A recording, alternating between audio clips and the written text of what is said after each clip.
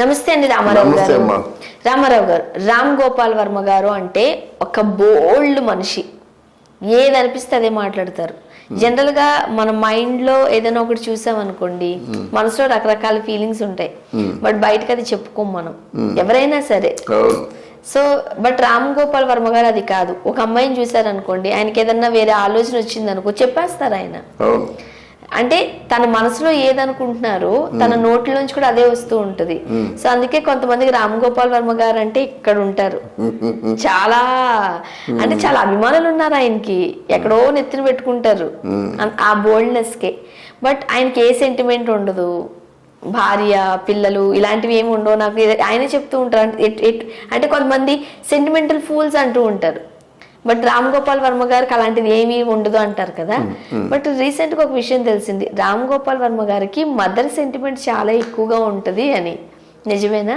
నాకు ఈ మధ్య తెలిసింది సెంటిమెంట్ ఏంటంటే, ఎక్కడో ఆయన్ని చిన్నప్పుడు రామ్ గోపాల్ వర్మ వాళ్ళ అమ్మ చాలా కొట్టేసేదట. స్కూల్కి వెళ్ళకపోయినట్టు కొట్టేదట, అలా చేస్తుంటారు మరి, కొట్టేదట.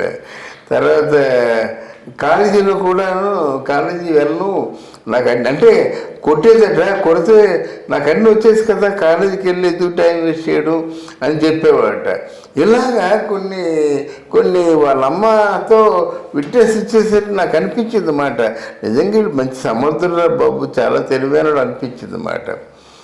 లాస్ట్లో ఏమన్నాడంటే సెంటిమెంట్లు కన్నా, అమ్మ నేను పెళ్లి చేసుకున్నాను, నా పిల్ల ఎవరు నాకు తెలియదు, పిల్లలు కన్నాను, నా కూతురు ఎవరు నాకు తెలియదు, తర్వాత నీ కడుపును పుట్టాను, నువ్వెవరో నాకు తెలియదు, నన్ను నీకు కన్నటువంటి మా నాన్న ఉన్నాడని తెలుసు, ఇప్పుడు లేడు, ఎక్కడో ఉన్నాడు.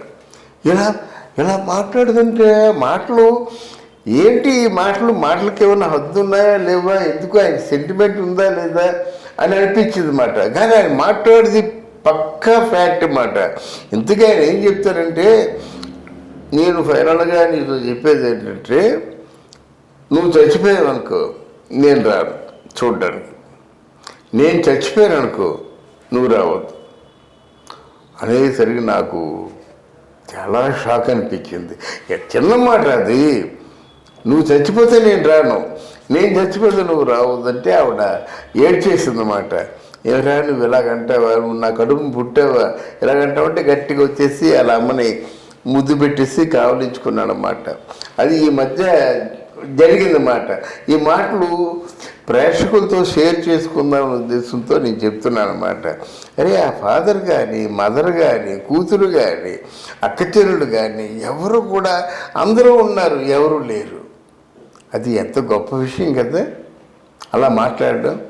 గొప్ప విషయం ఎలా అంటారు మీరు? అంతమంది ఉండి వాళ్ళందరికీ దూరంగా ఉంటూ, నాది ఇదే స్కూలు, నా స్కూల్ సెపరేట్ అనడం, అందరితో కలిసి ఉంటేనే బాగుంటుంది కదా.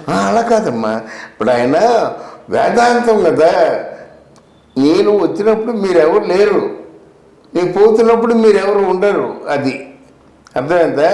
ఇప్పుడు నాకు ఎవరో నా భార్య అని చెప్పారు, 3 ముళ్ళు వేసాను, 3 ముళ్ళు వేస్తే ఉన్నాను నేను. మీ భార్య నన్ను, నా భార్య నాతో ఉందా? లేదు కదా, మేము లేం కదా, మేము బతుకుతున్నాం కదా. ఆ మాటలు.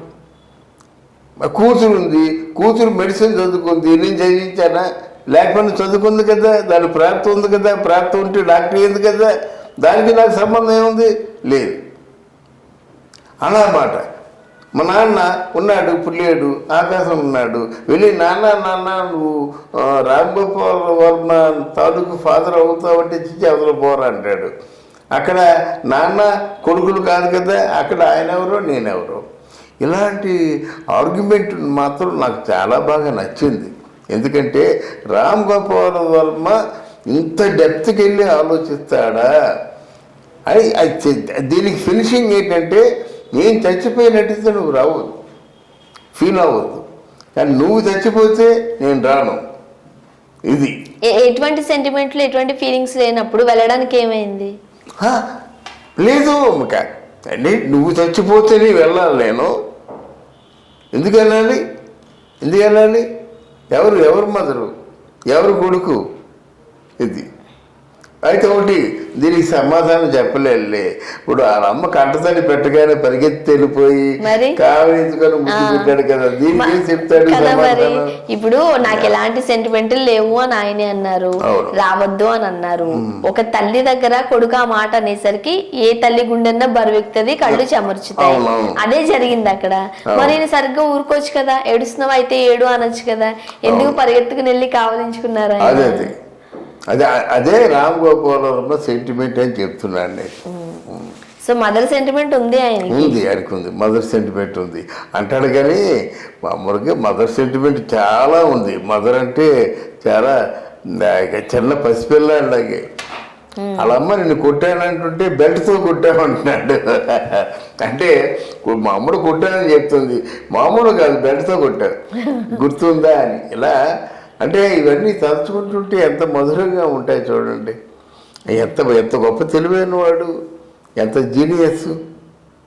అందువల్ల రామ్ గోపాల్ వర్మలో కూడా సెంటిమెంట్ ఉంది అని నాకు అనిపించింది. ముఖ్యంగా రామ్ గోపాల్ వర్మ గారు చాలా సందర్భాల్లో చెప్తూ ఉంటారు, నేను ఎవరిని ప్రేమించను, ఆ టైంకి నీకు నాకు అండర్స్టాండింగ్ బాగుంటే మన ఇద్దరం కాసేపు కూర్చుంటాం, కాఫీ తాగుతాం, వెళ్ళిపోతావు, నీ దారి నీదే నా దారి నాదే, అంతే తప్ప నేను దేనికి అంటే అక్కడ బందీగా నేను ఉండిపోను, సో నాకు ప్రేమలు అలాంటివి ఏమి ఉండవు అని కొన్ని మాటలు చెప్తూ ఉంటారు కదా, పచ్చిగా మాట్లాడతారు అని.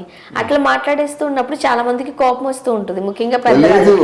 ఆయన కోసం క్యూలు కడుతున్నారమ్మా జనాలు, ఆయన కోసం క్యూలు కడుతున్నారు. ఆయనతో స్నేహానికి, ఆయనతో మాట్లాడడానికి, ఆయనతో స్నేహానికి జనాలు క్యూలు కడుతున్నారు అన్నమాట. మొన్న ఎంత చెప్తున్నాడు, కమాన్ నువ్వు ఉన్నావు కదా, నువ్వు చాలా అందంగా ఉన్నావు, కరెక్ట్, ఓకే, నువ్వు అందంగా ఉంటే సో వాట్, అందంగా ఉన్నావు అంటున్నాను, ఇది ఫ్రెండ్షిప్ చేయను, నాతో నువ్వు ఫ్రెండ్షిప్ చేయొద్దు, ఫ్రెండ్షిప్ మెయింటైన్ చేద్దాం ఆలోచన నువ్వు పెట్టుకోవద్దు, నేను పెట్టుకోను. నాకు కావాల్సింది వాటా కావాలి, నాకు కావాల్సింది నీ అందం కావాలి. అంటే ఎంత ఓపెన్గా మాట్లాడుతున్నాడో చూడండి. అది అందువల్ల రామ్ గోపాల్ వర్మ ఇంత ఓపెన్గా మాట్లాడేవాడికి అమ్మ గుర్తొచ్చిందే అన్నదే నా పాయింట్. ఒక్కొక్కసారి వాళ్ళ సిస్టర్స్ తో కూడా జోకులు వేస్తారు, మాట్లాడతారు. అంటే ఆయనలో మార్పు వస్తుందమ్మా అనుకుంటున్నారు, కానీ డెఫినెట్గా మార్పు వస్తుంది. ఇట్లాంటి వాళ్ళని అందరిలో చూసాం కనుక రామ్ గోపాల్ వర్మ తప్పకుండా మారుతాడు. మారాల్సిన అవసరం ఉందా? మారుతాడు. అలా బోల్డ్ గానే ఉండాలంటారా? లేదు, బోల్డ్గా ఎంతగానో ఉంటాడు. బోల్డ్గా ఉండాలంటే ఆరోగ్యం సహకరించాలి కదా. ఇప్పుడు బోల్డ్గా ఉంటాడు కరెక్టే, నోటితో బోల్డ్గా ఉంటే సరిపోతుందా? అది హెల్త్ కూడా సహకరించాలి కదా. ఎంతకంటే బోల్డ్గా ఉన్నవాళ్ళు ఎంతమంది మామూలుగా చేతిలో కర్ర వచ్చింది. అందువల్ల అదేం కాదు, మారుతాడని మనం ఆశిద్దాం. Thank you so much. Thank you అమ్మా, థ్యాంక్ యూ.